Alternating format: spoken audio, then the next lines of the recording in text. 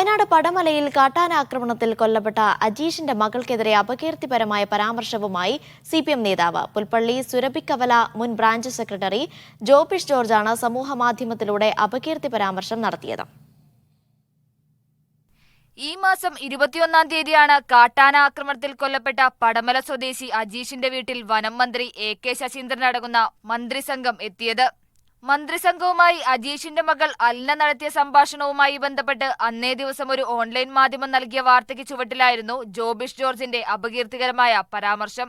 വിഷയത്തിൽ IT act, ശിശു സംരക്ഷണ നിയമം എന്നീ വകുപ്പുകൾ ഉൾപ്പെടുത്തി നിയമ നടപടി സ്വീകരിക്കണമെന്ന ആവശ്യമുയർത്തുകയാണ് അജീഷിന്റെ കുടുംബ സുഹൃത്തും വാർഡ് കൗൺസിലറും കൂടിയായ TG ജോൺസൺ.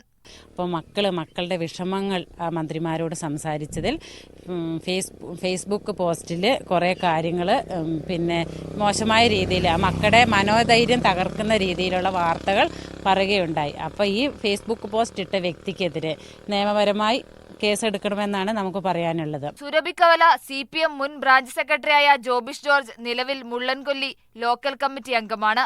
ജോബിഷിനെതിരെ നിയമ നടപടി ആവശ്യപ്പെട്ട യുവമോർച്ച ജില്ലാ നേതൃത്വം മാനന്തവാടി DYSP, വയനാട് SP, സംസ്ഥാന ബാലാവകാശ കമ്മീഷൻ എന്നിവർക്ക് പരാതി നൽകി.